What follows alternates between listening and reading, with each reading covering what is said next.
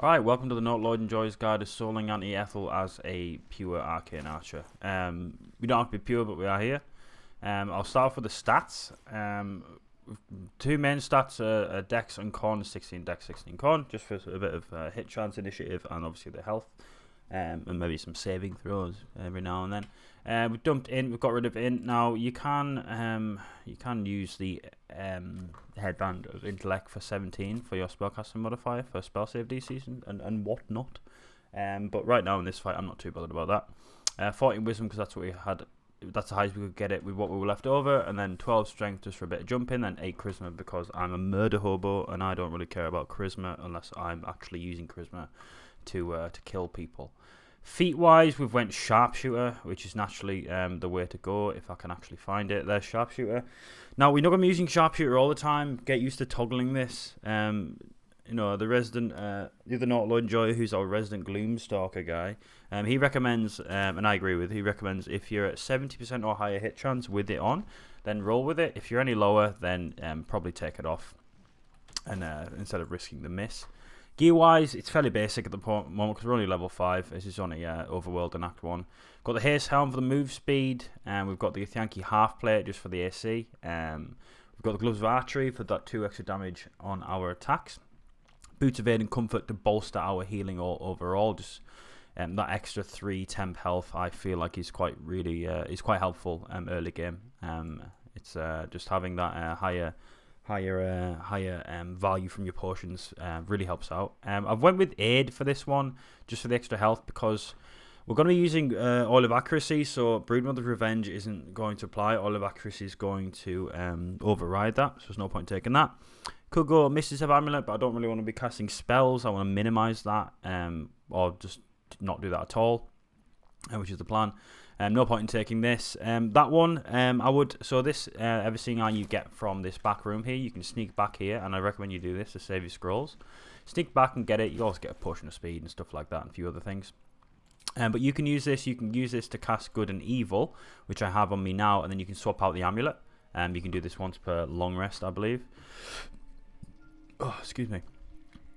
Just to kind of stop the drain on your scrolls, so you can start stacking them a bit more effectively, so you can have them as and when you need them rather than being scrounging for them.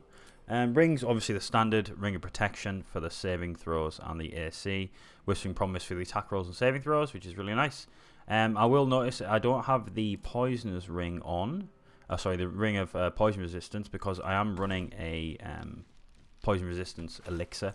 Because you might notice we aren't going Titan Strength. This isn't for any specific reason other than the fact that I want to use other weapons. I want to play a Dex Archer for this run. Wouldn't recommend it if you just use Titan String and a Strength Elixir. It's just the best way to go, honestly. So I'm using dual hand crossbows. I cycled these from vendors and then picked these 2 up. This early in the game, this is the best you can get, so I recommend it. It's going to be the best for a while. Fowler Alluve I've got as well. Not really too bothered about this. We're gonna try and use it. Because of the reduced range from the hand crossbows, you might have a more chance to more reliably use this. Don't go out your way to do it. Just kind of pop it. Use Shriek pre-combat. Head in, and if you get value, you get value. If you don't, you don't. And then we've got the Absolute Warboard for our boost our saving throws and a little heroism every now and then, which is nice. Get the brand every run. Get the Absolute brand. It's just really nice for utilizing items like this on the fly, and also for getting the ogres on side easier, less risk to it. But yeah, so before we actually get in to fight her, neat little trick. So real quick, everybody here is sneaking. The Mud Mephits and me are sneaking, because what Shovel's going to do is Shovel's going to run up like this, and they're going to proc. Even though you see me, I'm not actually going to be in the combat. So they're going to proc the surprise phase to pull her out of invis, and then we're going to run away. We're going to run back, and then I'm actually going to make Shovel invis. So I will do that now. Summons are pretty much for clone control. If we can get Muddy on Ethel, that'll be really nice, because then that gives our attacks advantage against her.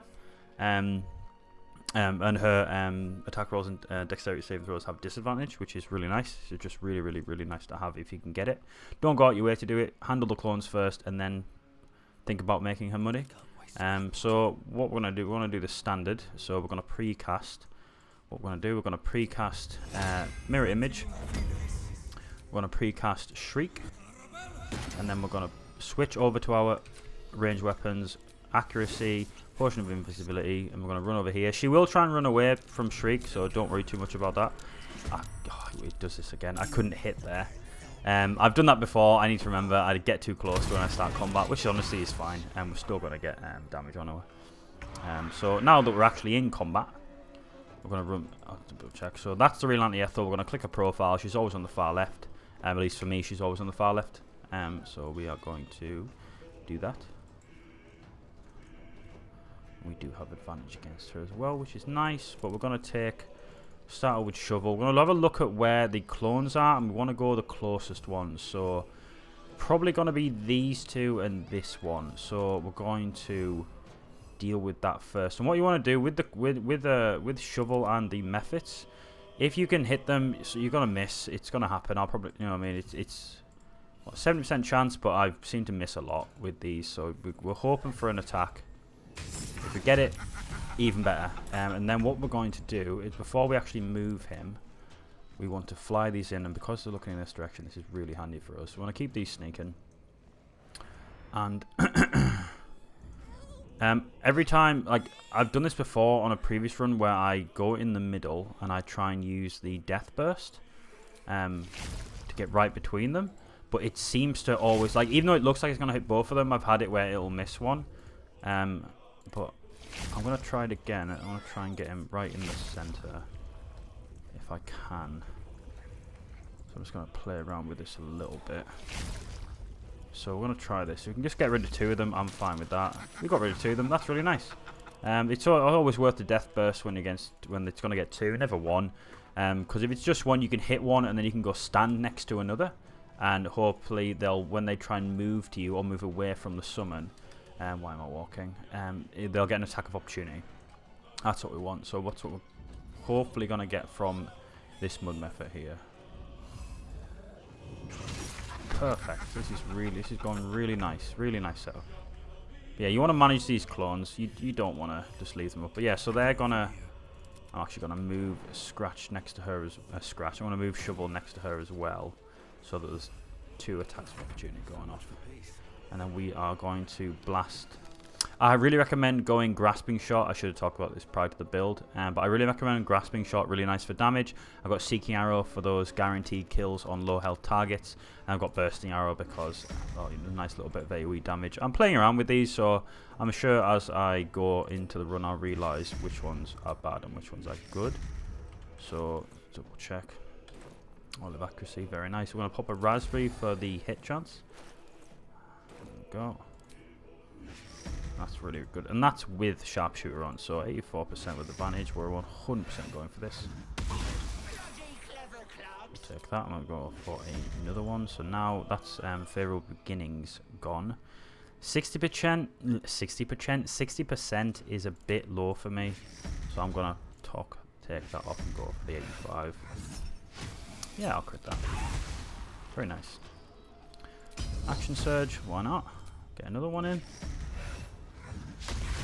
There's the miss. That's why we don't like Sharpshooter on a low percentage. There we go. And I'm going to give her a little cheeky offhand as well. That hit too. That's really nice. We'll take that. That's nice. I'll have that. I'm happy with that all day. Probably going to pop a speed pot at some point. Because I want to actually save her. I do always want to save her. She's foolish, but she's not a terrible person. She's just been misled by an evil fair creature. So we'll allow her that. Right, there's the... Nice, I can actually see her. Right. Hopefully, I'm hoping Shovel can get a bit closer and hit one of these. He can, but will he actually get it is another thing entirely. Nope. Right, we want to take you. Now, them two are going to hit me regardless, but I can Death Burst these two. What we're scared of here is Hold Person, and that's what we're terrified of here. And because of how we play, we don't have access to Guileful Movement. So we are going to get her in Shriek range, and then we're going to Blat her again. Alright, so so she's almost in the threshold of you want to get a, I would say 29 and below, or I would say 28 because I've had her on 29 before and she doesn't do the dialogue. So we want to make sure, which one does that do again? Yeah, we'll go for one of them. So hopefully this offhand, yeah, so she's low enough now, which is really nice. Which is really good. Just making sure I've got my thing. I do. So now it's a bit of a gamble because they're going to try and cast things on us. We're hoping. Oh, there we go. Never mind. I was wrong. I always forget it does that. But yeah, that's so that's Ethel solo. Not hard at all. It's really not. It's just managing summons and then you keep damaging on her. You know, especially when you're not a spellcaster. It's a really straightforward fight. No need to panic on it. Even level 5. I know people go ahead and get extra levels for stuff like this, but you really don't need to. It's unnecessary. You can just get out of the way get out of the way immediately. Just before the end, we're probably gonna get Ethel here. We're gonna put it in Dex. It's fairly obvious we're gonna put it in Dex. But yeah, anyway, I hope you enjoyed the video. If you did, check out the other guides. Check out the Twitch. Check out the YouTube. We're streaming semi-regularly. You know, we do have jobs and lives, which sucks, but there we go. Anyway, see you guys in the next one.